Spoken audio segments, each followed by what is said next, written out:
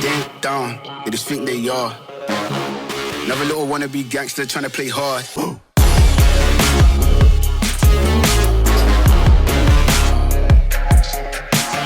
So what is this? Is my second take already because I forgot to plug the mic on the first one. So what is up, everyone? JFLores here, and for today's episode, we're gonna talk about the latest and greatest, the newest, the tiniest gimbal of them all from Moza, which is the Moza Aircross S. Right here. This tiny little gimbal right here. Intro.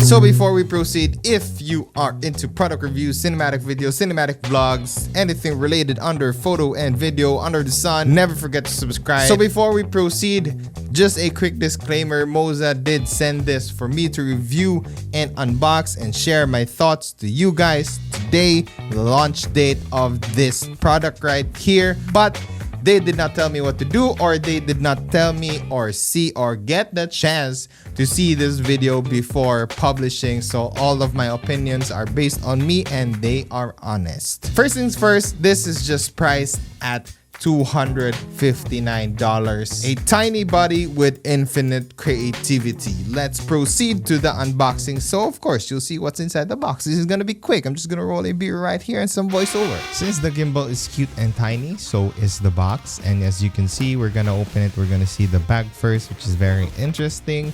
The first item on the box or the case is Type A to USB-C, a USB micro cable, a USB-C to micro cable, silicone gel, which is a must, the boring manual, of course, the Arca Swiss plate, which is very much useful, the phone clamp, which is also adjustable, very convenient, base plate, which where you mount your Arca Swiss and another mount, a mini tripod, which is not that sturdy, and the Aircross S. This one's very cute, very light, and just amazing to look at, especially the black and white colors. Reminds me of the Panda. And here is what I'm talking about with the bag. It's somewhat a DIY compartment and whatnot. So that's what's inside the box. Or the bag. So now we're gonna talk about the features of this gimbal. Just the top features. I'm not gonna mention everything. Number one is this is an all-around gimbal. You can use your phone, your action cameras, and of course your mirrorless cameras. If you have a huge or big setup though, like what I'm using right now, the R6 with a 15 to 55, 15 to 35, sorry, this gimbal can't make it. If you are somewhat having a light setup, like even a full frame mirrorless camera, as long as you don't have this huge effing lens, you are good to go. This also has a dual camera mount on its base plate, so you could mount two cameras, of course, that's why it's dual. You have the Arca Swiss, and beside that is some thread holes for additional mounting. So next feature is the new design. It reminds me big time though, they claim it to be the new design, but it reminds me of the Aircross 2, especially with the white and black color, which is just perfect for this gimbal right here with the size, and it looks very modern and futuristic. The display screen is very good and the interface is very friendly as well. The grip feels solid and comfortable because of that rubber materials at the back, the one with the black and white materials at the back. And overall, the design is very ergonomic, and this is just weighed at 700 grams, but it can carry a weight load or a payload of 1.8 1.9 kilos. Next feature is the vertical shooting. Vertical shooting these days is somewhat a must when it comes to gimbals, and I'm happy and glad that this has that feature, especially when you're doing some IG Reels, Facebook Reels, and TikToks, especially 2022.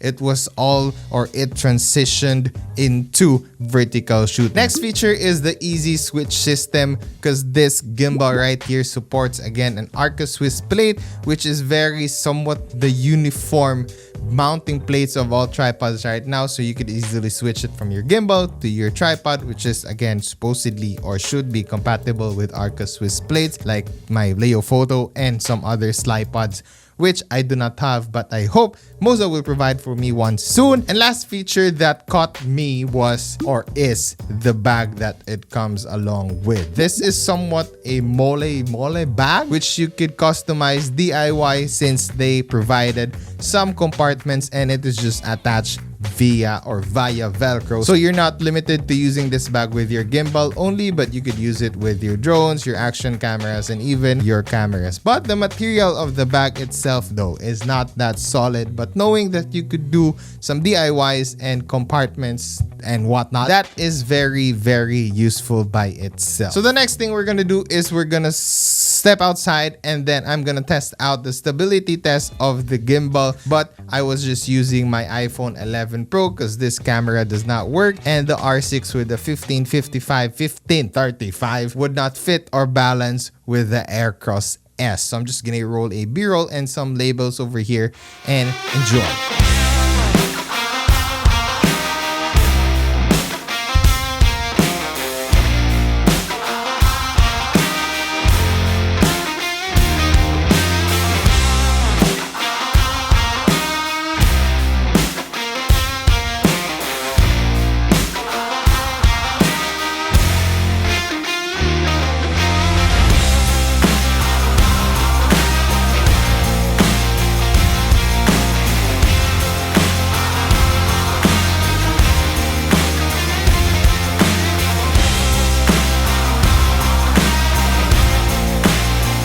The next thing that we're going to talk about are the functions of its buttons, or the buttons of the Moza Aircross S. I'm just going to roll a B-roll so you can see closely and clearly of what I'm talking about. First, we're going to talk about the joystick, which is what we all know what it is for. It's for moving your cameras up and down, sideways, and that's pretty much it. That's the boring joystick. The menu button, if you're going to click it once, you're obviously just going to get to the menu. But if you're going to double click it, you're going to see the different modes that you are in, which is very, very helpful and useful, so you don't have to get into the menu itself to change your modes.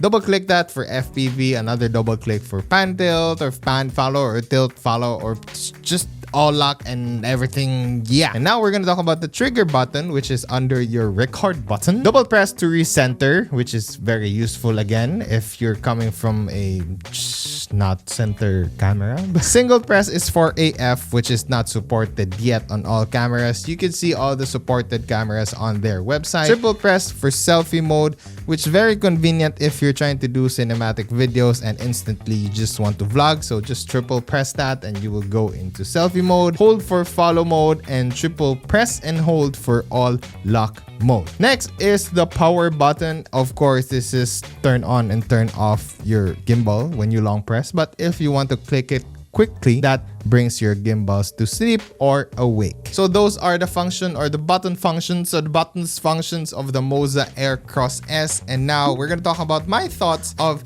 this gimbal right here. Who is this for? If you're a content creator, hobbyist, mobile filmmaker, I think this is pretty much perfect for you. You don't have to look somewhere else. You could use your camera, your phone, plus your action cameras. And if you're a content creator, again, if you're into TikTok and Reels, the vertical mode helps big time. If you are a professional, unlike me, if you're carrying some video production companies and all, I don't think this one's for you. It can't even carry the R6 with a 15-35. So that's a sad part, but knowing this is just priced at $259, you can't complain that much. But the materials are great, but not perfect. It's not that sturdy, especially the tripod. If you'd like to have heavier setups and you want to have that on a desk or on a table, I suggest you would invest on a more sturdy and heavy duty mini tripod. So I think that's it for today's episode, everyone. If you like this one, never forget to subscribe, like, and share. The links will be down in the description box if you want to get one. Thank you again, Moza. God bless. Stay safe. But peace.